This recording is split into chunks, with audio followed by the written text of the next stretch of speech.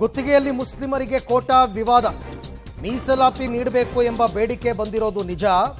ಆದರೆ ಸರ್ಕಾರದ ಮುಂದೆ ಯಾವುದೇ ಪ್ರಸ್ತಾವನೆ ಇಲ್ಲ ಅಂತ ಮುಖ್ಯಮಂತ್ರಿ ಕಚೇರಿಯಿಂದ ಅಧಿಕೃತವಾದ ಸ್ಪಷ್ಟನೆ ಬಂದಿದೆ. ಗುತ್ತಿಗೆಯಲ್ಲಿ 4% ಮೀಸಲಾತಿಗೆ ಬೇಡಿಕೆಯನ್ನು ಇಟ್ಟಿದೆ ಮುಸ್ಲಿಂ ಸಮುದಾಯ. ಈಗಾಗಲೇ ಆಲ್ರೆಡಿ ಗುತ್ತಿಗೆಯಲ್ಲಿ SC/ST 24% ಮೀಸಲಾತಿಯನ್ನು ಕೊಡಲಾಗಿದೆ. SC/ST ಅವರಿಗೆ ಈಗಾಗಲೇ ಗುತ್ತಿಗೆಯಲ್ಲಿ ಮೀಸಲಾತಿ ಇದೆ. ಆದರೆ ಮುಸಲ್ಮಾನರಿಗೆ 4% ಮೀಸಲಾತಿ ಕೊಡಬೇಕು ಅಂತಕ್ಕಂಥ ವಿಚಾರಕ್ಕೆ ಸಂಬಂಧಪಟ್ಟಂತೆ ಸರ್ಕಾರದ ಮುಂದೆ ಯಾವುದೇ ಪ್ರಸ್ತಾವನೆ ಇಲ್ಲ ಅಂತ ಈಗ ಹೇಳ್ತಾರೆ.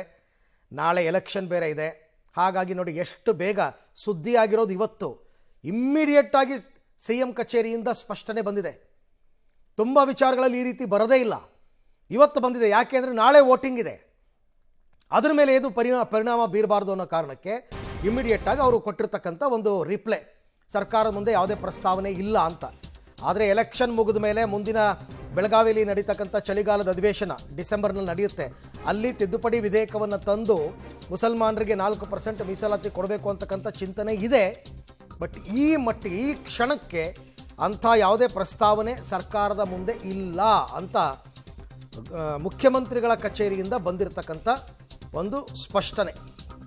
4% ರಿಸರ್ವೇಷನ್ ಕೊಡಿ ಅಂತ ಮುಸ್ಲಿಂ ಸಮುದಾಯದವರು ಬೇಡಿಕೆ ಇಟ್ಟಿದ್ರು. ಸರ್ಕಾರಿ ಕಾಮಗಾರಿಗಳಲ್ಲಿ ಗುತ್ತಿಗೆ ಇದೆಯಲ್ಲ, ಗುತ್ತಿಗೆ ಕೊಡ್ತಾರಲ್ಲ, ಟೆಂಡರ್ ಕರೆದುಬಿಟ್ಟು ಅದರಲ್ಲಿ 4% ನಮಗೆ ಸಿಗಬೇಕು ಅಂತ, ನಮ್ಮ ಜನಸಂಖ್ಯೆಗೆ ಅನುಗುಣವಾಗಿ 4% ಕೊಡಿ ಅಂತ ಅವರು ಬೇಡಿಕೆ ಇಟ್ಟಿದ್ರು. ಈ ಬಗ್ಗೆ ಮತ್ತಷ್ಟು ಮಾಹಿತಿ ನನ್ನ ಕೊಲೀಗ ರವೀಶ್ ಅವರಿಂದ ಪಡ್ಕೊಂಡ. ರವೀಶ್, ಈಗ ಈ ಸುದ್ದಿ ರಾಜ್ಯದ ಜನರಿಗೆ ಗೊತ್ತಾಗಿದ್ದು ಹೆಚ್ಚು ಕಡಿಮೆ ದೊಡ್ಡ ಮಟ್ಟದಲ್ಲಿ ಇವತ್ತೇ ಮುಖ್ಯಮಂತ್ರಿ ಕಚೇರಿಯಿಂದ ಸ್ಪಷ್ಟನೆ ಬಂದಿದೆ. ತುಂಬ ಫಾಸ್ಟಾಗಿ ರಿಯಾಕ್ಟ್ ಮಾಡಿದ್ದಾರೆ. ಏನು ಕಾರಣ? ಎಲೆಕ್ಷನ್ ಇದೆ ಅನ್ನೋ ಕಾರಣನ, ಅಥವಾ ಆಸ್ ಯೂಶುವಲ್ ಏನಾದರೂ ಸ್ಪಷ್ಟೀಕರಣ ಕೊಡುವಂತಹ ಪ್ರಕ್ರಿಯೆನೇ ಹೀಗಿರುತ್ತಾ ಅಂತ?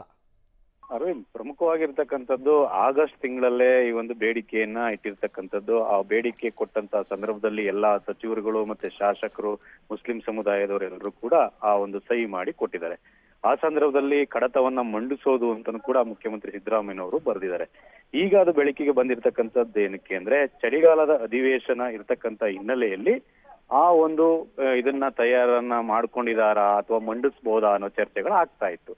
ಆದ್ರೆ ಈಗ ಎಲ್ಲ ಒಂದ್ ಕಡೆ ಮುಸ್ಲಿಮರಿಗೆ 4% ಮೀಸಲಾತಿ ಅಂತ ಏನು ಒಂದ್ ರೀತಿಯಲ್ಲಿ ಸುದ್ದಿ ಹರಿದಾಡ್ತಾ ಇತ್ತು, ಅದಕ್ಕೆ ತಕ್ಷಣವೇ ಒಂದ್ ರೀತಿಯಲ್ಲಿ ಕ್ಲಾರಿಫಿಕೇಶನ್ ಕೊಡುವಂತಹದಕ್ಕೆ CM ಕಚೇರಿ ಮುಂದಾಗಿದೆ.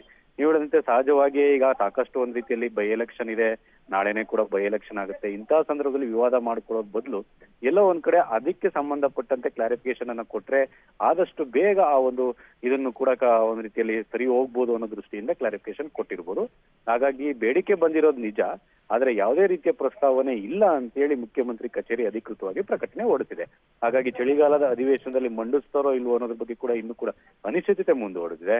ಹಾಗಾಗಿ ಅದಕ್ಕೆ ಯಾವ ರೀತಿ ಮುಂದಿನ ದಿನಗಳ ಉತ್ತರ ಕೊಡುತ್ತೆ ಸರ್ಕಾರ ಕಾದ್ ನೋಡ್ಬೇಕು. Arvind, okay Ravish, thank you. ತಮ್ಮ ಎಲ್ಲ ಮಾಹಿತಿಗೆ ಧನ್ಯವಾದ. ವಿಚಾರ ಇಷ್ಟೇನೆ, ಆಗಸ್ಟಲ್ಲೇ ಇತ್ತು ಪ್ರಸ್ತಾವನೆ ಅಂತ ಹೇಳ್ತಾರೆ.